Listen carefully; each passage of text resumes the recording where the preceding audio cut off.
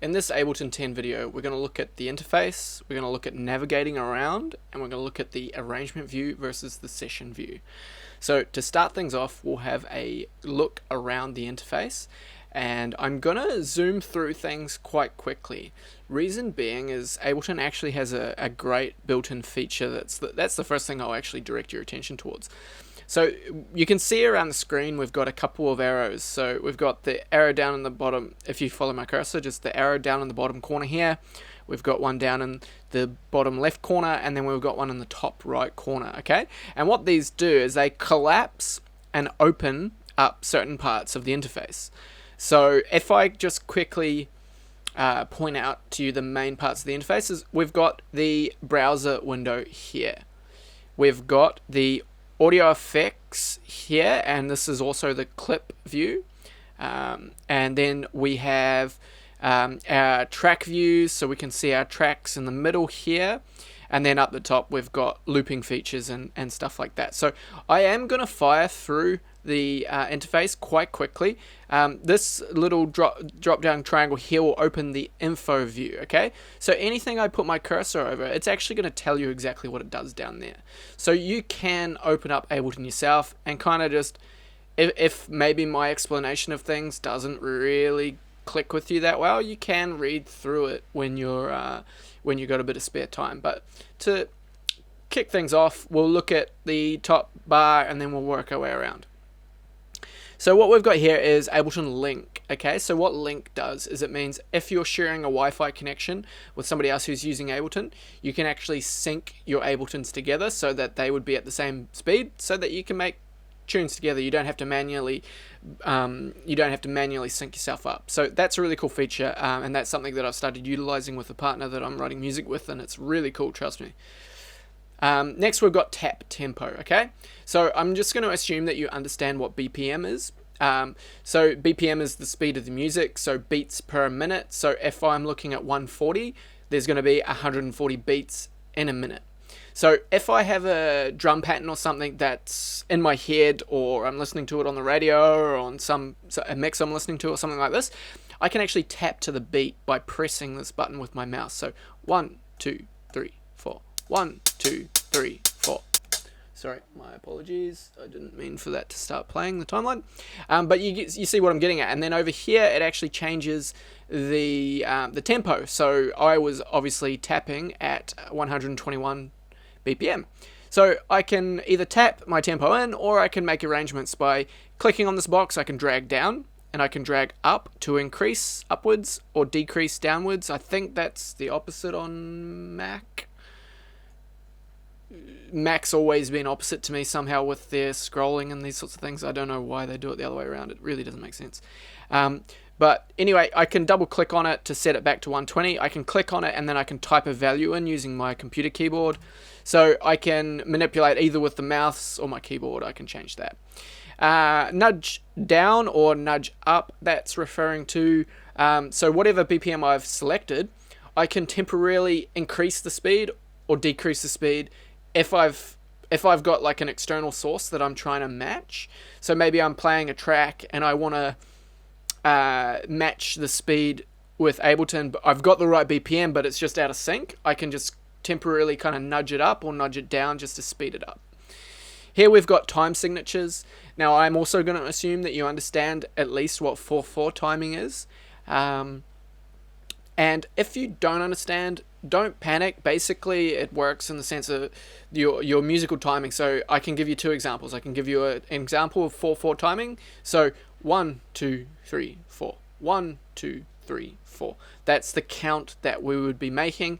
To most electronic dance music, it's going to be working on 1, 2, 3, 4. And then you've got a waltz, which is 1, 2, 3, 1, 2, 3, 1, 2, 3. So it's about it's the way that the beats are accentuated. It's the amount of beats that come in a musical bar, and I don't want to get too far into it, but if you're just writing electronic dance music, 4/4 is going to be great for a beginning, and you can experiment with other ideas down the track. Here we've got the metronome, so if I play, you can hear the metronome ticking along. And then here I've got quantization. So quantization basically is like it keeps everything rigidly in sync. So if I were to be using the session view, look, I'll show you actually what quantization does later on in the video. I'll just leave that for now. Here we've got the follow command, so I can click follow and then I can play, and it's going to follow the cursor along as it's playing through material, and it'll keep bouncing back and going around and around. So at the moment I'm using the loop function, that's why it's just getting to the end and it's going back to the beginning, and I'm about to get to how that looks in a second. But here we've got, this is the arrangement position, okay? So you can see this little blue cursor here that's just underneath the numbers. So these numbers represent musical bars. So if I go right to the beginning of the timeline just by clicking on here and dragging sideways, I can see number 1 all the way through to basically 57. So that's how many musical bars, and down the bottom you can see how that relates to actual time. So if you're at 120 BPM, 120 BPM, I believe, yeah, exactly 31 bars is exactly 1 minute. Not all of your speeds match up properly with things, but yeah, 120 does match up kind of in a correct way. But anyway, you can see the actual time in relation to the musical bars, and this little cursor is giving you an indication of whereabouts you are on the timeline. So if I grab this and I drag it down, I can reduce the number, and you see that this cursor is moving around. So that's just letting you know exactly where you are on the timeline, and it gives you, basically you can modify it by bar, beat, and 16th. So that's the way that you can manipulate that. Here we've got play, we've got stop, we've got record. So they're just basic features. You can trigger play and stop with the spacebar. And then we've got MIDI arrangement overdub. So maybe we've recorded in some MIDI. So let's use our computer keyboard to just quickly record some stuff in. So I have to, that might be a bit too advanced for now. So let's not do that, but I can show you what overdub is later on down the track. Basically, it means if I've just recorded some notes and then I want to record some new notes over top without erasing the old notes, I can activate overdub, and it'll preserve the original stuff I've recorded whilst letting me record new stuff over top. We've got automation arm here. Okay, so this is automation. We'll do automation stuff in another video. So for now, this is just the automation arm button. We won't get into that. This is re-enable automation. So if for some reason we've accidentally disabled some automation, we can just click that and it'll activate it again. We've got capture here. Okay, so this is a new feature in Ableton 10. And basically, if we've excuse me, if we have just played some notes and maybe we've been using a MIDI keyboard and we've just played some stuff in, and then we didn't actually record it, but we had the parameter like armed, and then we were pressing, and we were pressing some notes on the keyboard, I could then go, oh shit, I want them, and I can click that, and you'll see that it's dropped those notes in there. So right now that might seem like a little bit foreign because you don't know what that looks like, what I just did, but we'll get further deeper into it later. We've got session record button, so that just toggles between playback and overdub recordings, which are currently playing, and then we've got the features here for the loop brace. Okay, so the loop brace is what will continually play a certain part of a track over and over again, right? So I can move it by just modifying the number here. I can drag down to move it down, drag up to move it up. I can also put my cursor over it, and when it turns into these little arrow keys going in opposite directions, I can actually click and drag it. I can modify how long the loop brace goes for. So this is where the loop brace begins, and this is where the loop brace, like how long the loop brace goes for. So if I grab that, I can drag it up and I can make it really long. I can make it even smaller by pulling down the finer increments. But I can also put my cursor over the end there when it turns into that little bracket, and I can grab them and open them. So that's the trim control on either side. Cool. So this is the actual loop switch. This is turning it on and off. So there's a couple of ways that you can manipulate that. So if you're using a Windows computer, you can actually go Control L, and on a Mac, I believe it's Command L, and that'll turn your loop brace on and off. Okay, so that's the activation of the loop brace. So when it's yellow, it means if I start here, I'll just make my loop shorter and I'll zoom in. If I start it here, it's just going to loop back. If I turn that off, it's just going to go all the way through and it's just going to play my track just as usual. Okay, here we've got punch in switch.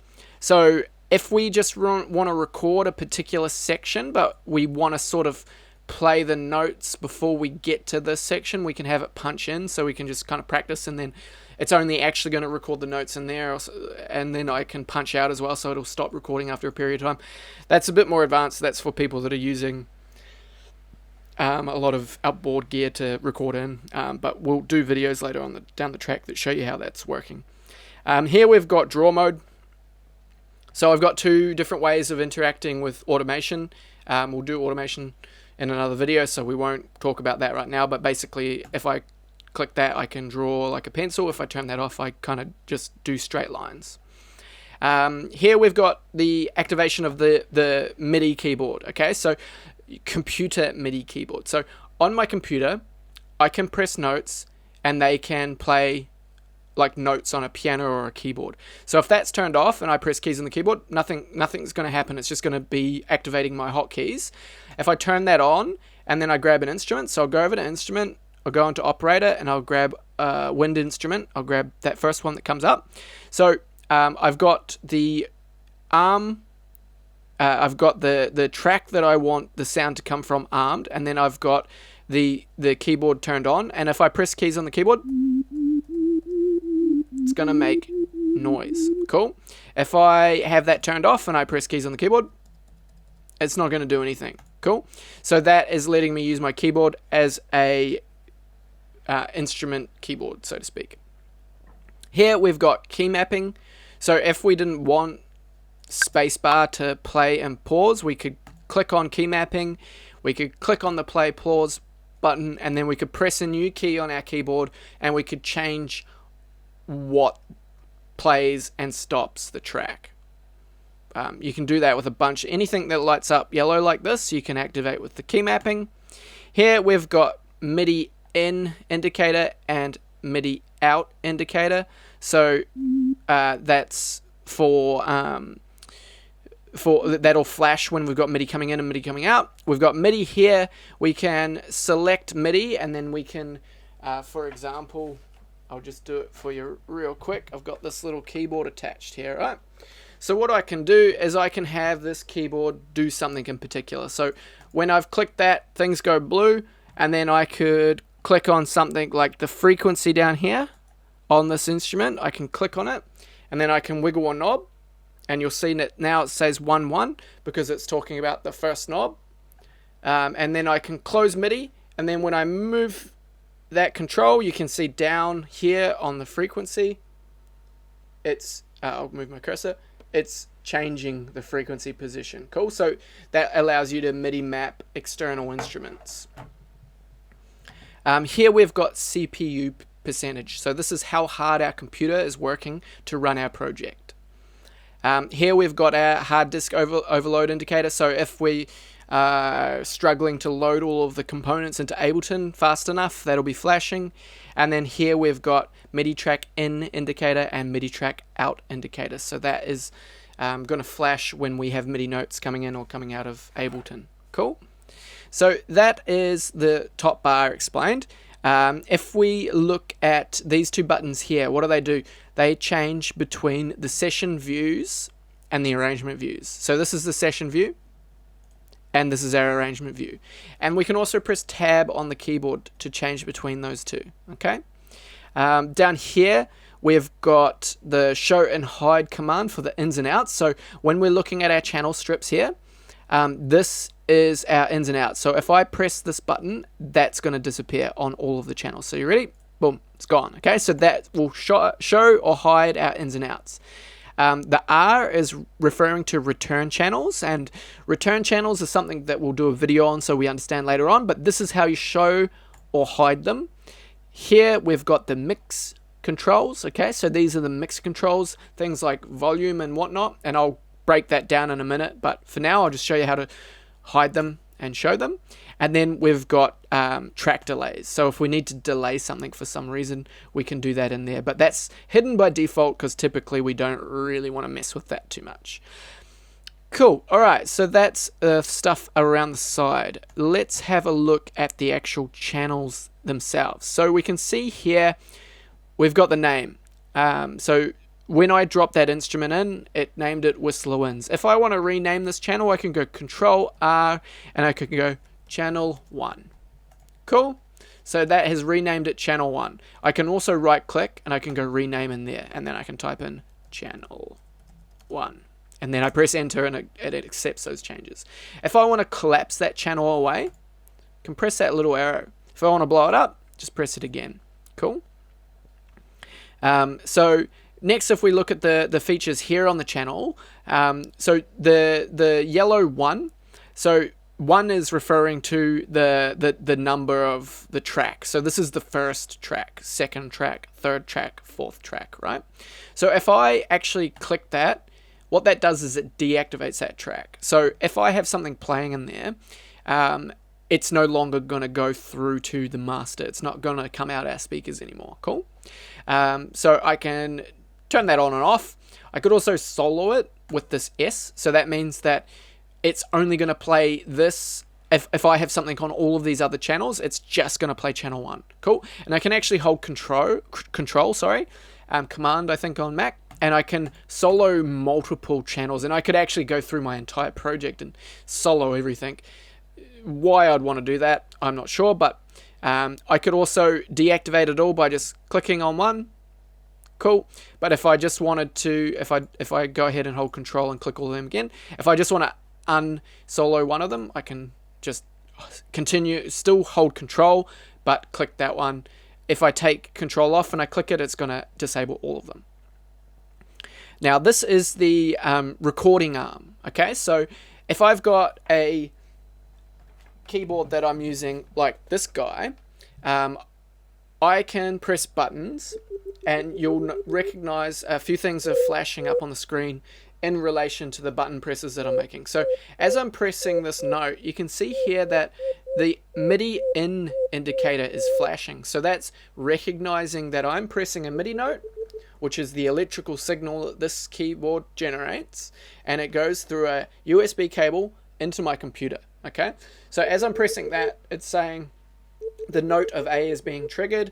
The Ableton can see that it's coming in here, and then it's also sending it into the channel here, and then as a result we're getting audio. If I untick this record arm and I press this note, we don't get anything. We still get the flashing here and here, but Ableton doesn't know where I want that note of A to go, right? So that's why I select that and I say, I want this note of A to go to that channel, to go to this instrument down here. See, you can see the MIDI information coming in, and then it's converted into audio. So that is that's what the record arm does.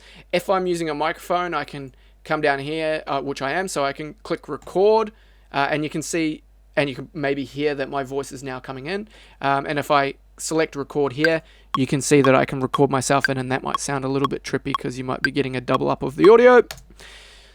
So let's delete that. So that's what the record arms does, because if you just set it up to record, there's absolutely no way of Ableton knowing where you want to record it to, so we tell it, and we can actually activate multiple channels to be recorded into. By holding control, we can click 2. So if I wanted to, I've just put my keyboard down, but I'm going to start pressing some notes on it, and I'm going to hit record, okay?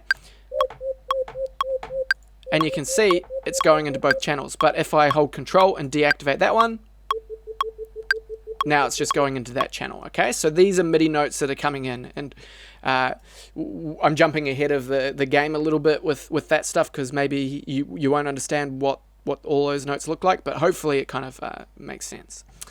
Here we've got the volume controls. So the way that the Ableton volume controls work is basically it goes into +6, and then 0, which is kind of like, what's the word I want? It's just like max volume, so to speak, and then all the way down to -infinity. So no volume, max volume, and then sort of like boosted volume. Here we've got the pan controls. So this controls the right and the left speaker, right? Sorry, just so you know, the way I modulated that is I just click on it and hold it and drag down and drag up. And I believe it's the opposite on Mac. So with the pan controls, you can see C means center. It means the audio is going right down the center channel. I can send all of the audio, we'll do it on this here. I can send all of the audio all to the right speaker. So if I click on this clip and I press play, you're only going to hear it from one speaker. If I grab on that guy and I pull it all the way to the left, pan controls. So I can also do variations in between that aren't quite so extreme. So the balance is more to the left, but there's still content coming from the right. Cool. Here we've got the sends, which are referring to these return channels here, okay? So I can send audio from this channel into here as well, so that it goes through the reverb unit and has reverb applied to it. Now I'll do a video on advanced sends and returns, but that's what these are for now. Cool. And then finally, we've got the ins and outs on here. So this controls what we've got coming into the channel. So at the moment it's looking at all ins, but I could select it and just tell it to listen to my computer keyboard for those key presses, or my MPK Mini, which is this dude here. So I can have it selectively just listen to the keyboard and the presses that are coming in, or I can change that around however I'd like, or I can have MIDI 2 sending information into this channel by selecting that here. Cool. So if I press record on there and I press buttons, you see the MIDI's coming in here, but it's also getting sent up here. Cool. So if I turn that no input, it's not going to take that anymore. Cool. So these are just basically they're routing, they're ways to route audio through things. So then we've got, where does the audio go to afterwards? So this is the output, okay? So the output right now is going to the master channel, which is this guy down here. So all of these guys get fed into the master channel, and the master adds them all together. And then what you're able to do is you're able to layer effects over the entire master. So that kind of glues everything together and solidifies it.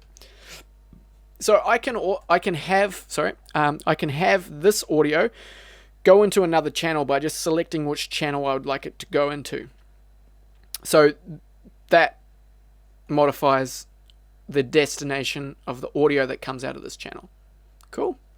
And then what else have we got? That's pretty much it for that stuff. All of the channel strips seem to be covered.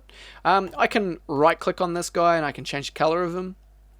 I can do all sorts of stuff, like I can cut it and then I can paste it somewhere else, right? I can duplicate it so I can make another version of it. I can delete it by right clicking. So Control D on computer on a Windows computer is duplicate. Control C is copy, Control V is paste, that sort of thing. So you're able to kind of manipulate stuff how you'd like. We'll talk about grouping tracks later on, but if we want to make more channels, let's go ahead and delete these channels.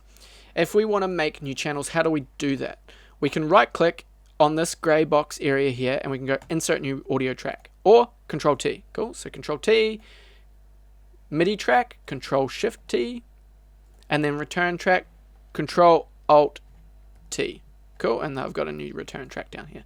So that's how we do all of that.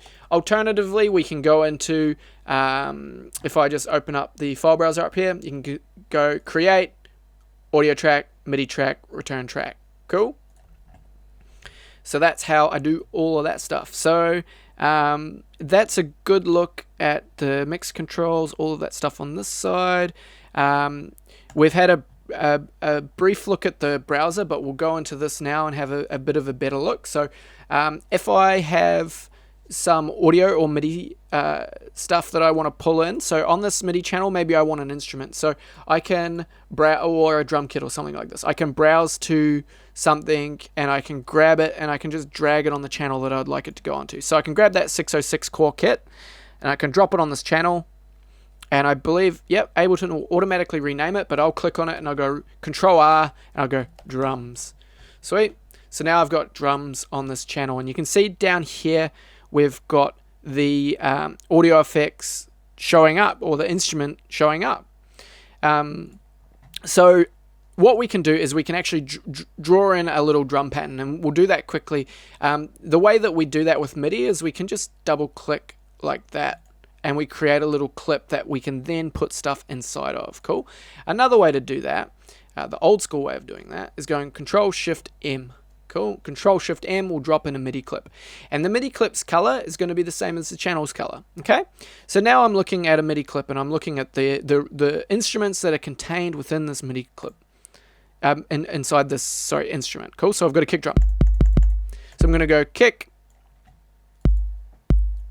I'm just going to do a very simple kick pattern.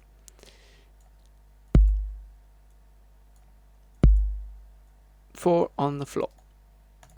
Cool. Turn the metronome off.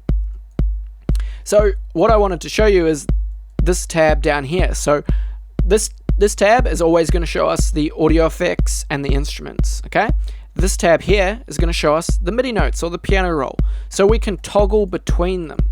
We can also click on that and double click to bring up the piano roll. Okay. We can then toggle back over like so. And now I'll show you that with audio. So if I go into samples and I find a sample that I like the look of, I can double click on it. It's going to show me the sample clip view. It's going to show me all these extra parameters over here that we'll go through later on. I can see just the audio effects that are on that channel, which currently there are none, by toggling between them there. Cool.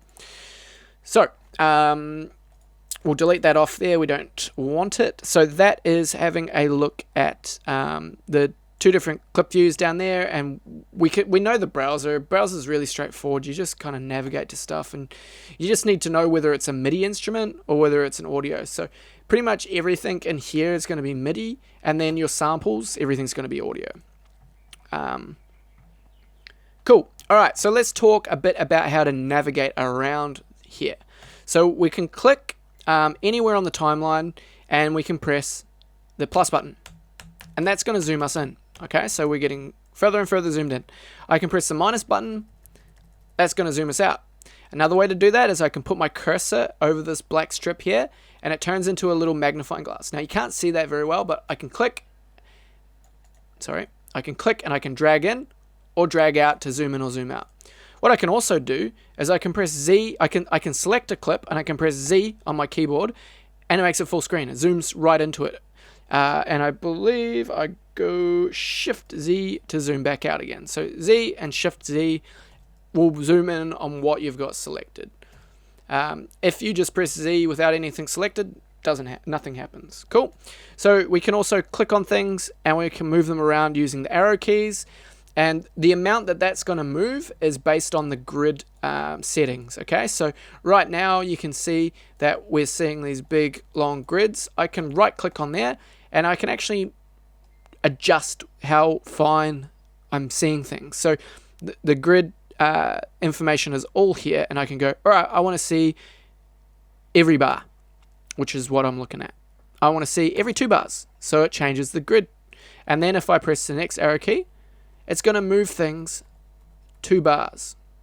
So I can make that 30-second notes, and I can click on that, and then I can move things even finer. Cool.